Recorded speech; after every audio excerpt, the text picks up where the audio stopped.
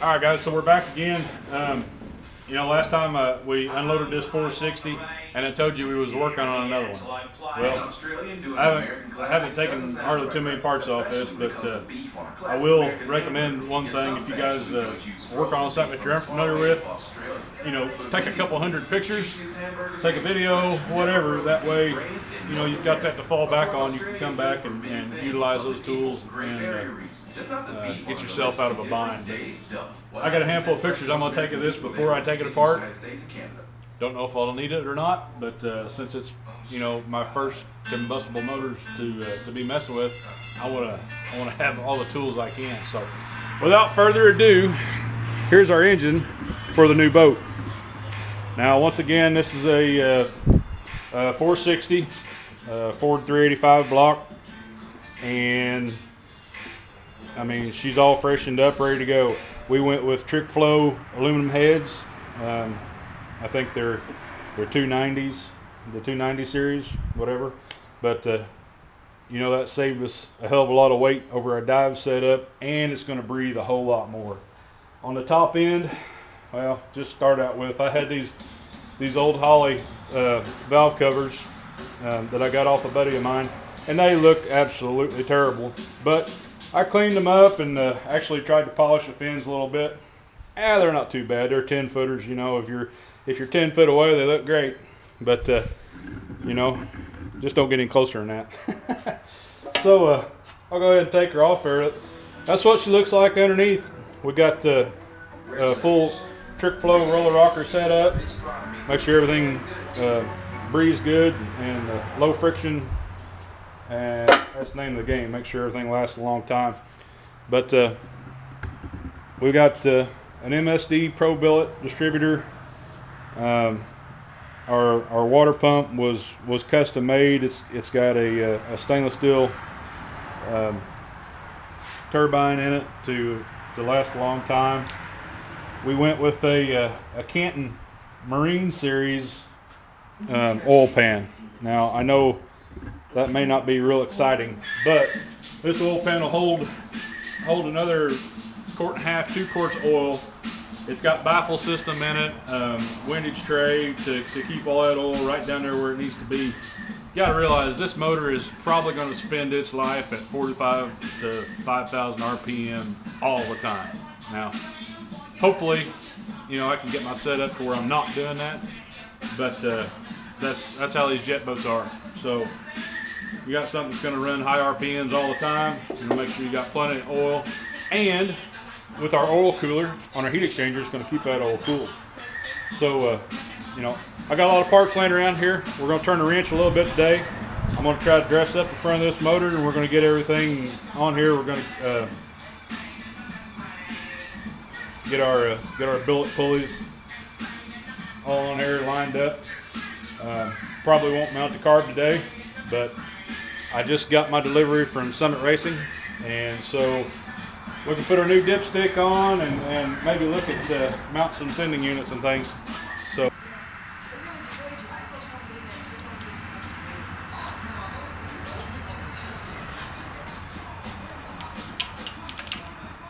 oh, that sucks.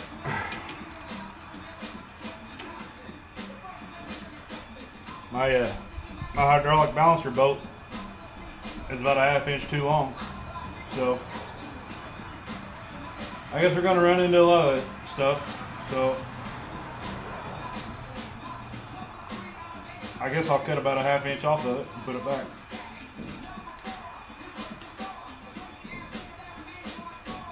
Oh well.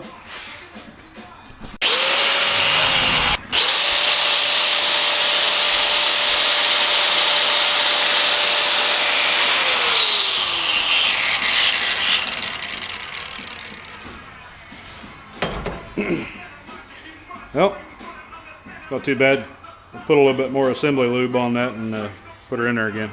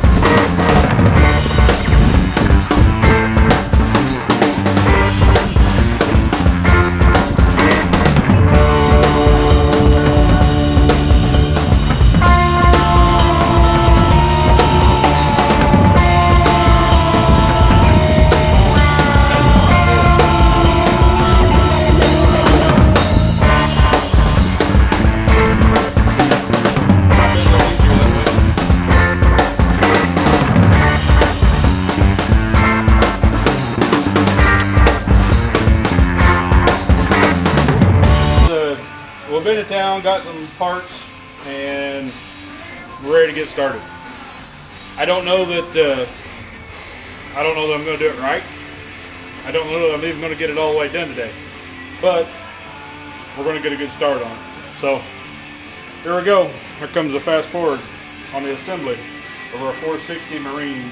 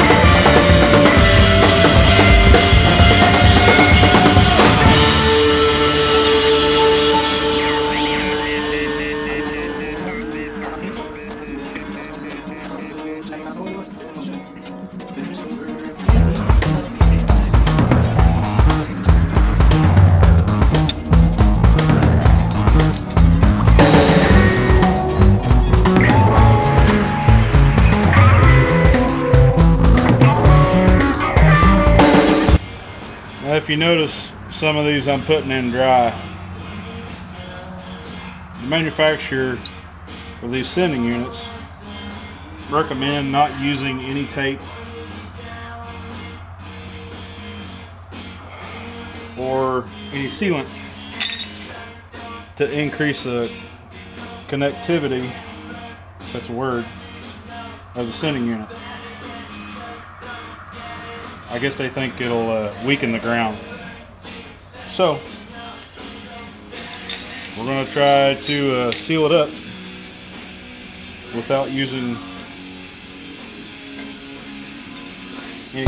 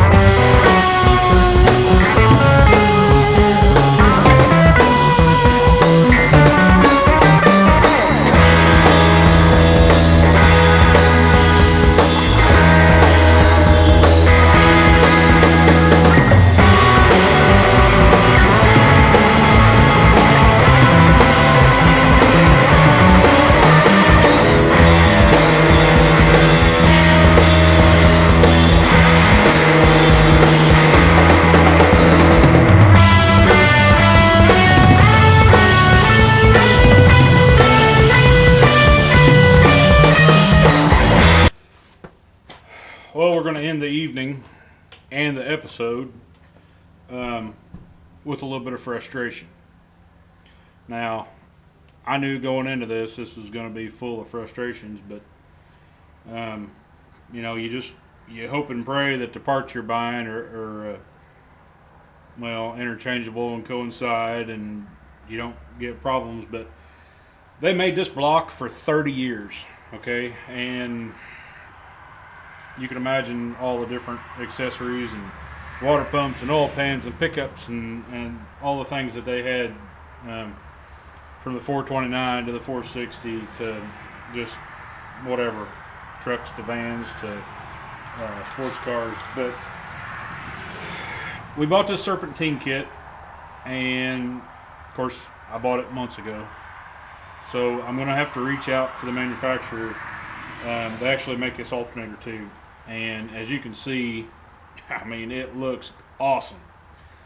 Problem is, well, start out with, this water pump has got a one bolt hole here that is about 3/8 taller than that old style pump, which is no big deal because it gets bracing behind it. So, you know, I shimmed it up to where it looks like it's out there right, and the alternator, the way it bolts up, it looks right. And I figured out what their relocation device was for the take up, whatever the hell that's called. But I could tell right away after I put on my my crank pulley and my water pump pulley that the two weren't on the same plane. This crank pulley, I'm gonna guess it needs to come out about 1/8 of an inch, maybe 3/16, which I've got plenty of bolt hardware here. I can take that off and pull it out, and that's what I'm gonna do. But what concerns me even more is this right here. The back of my Serpentine is actually against my water pump. Now, I know that's not going to fly, so we're going to have to figure out exactly what needs to happen. But worse yet, my closed coolant system uses the same 2 bolts as my alternator bracket.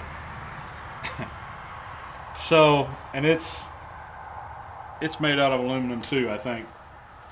So, I mean, I hate to weld something up, but well, it's just a cradle to hold that heat exchanger. So I got a handful of other holes here that we can utilize, or I can go back in and change my spacers back here to get that to marry up. But I'm still thrown for a loop on my hole here on my intake. It's in the water jacket, and it comes out and goes into the heat exchanger. But I have to get to, for me to be able to put an elbow on here, I need a reverse thread and a reverse thread elbow, so I can, you know, get it to coincide. Otherwise, I got to take all this off and the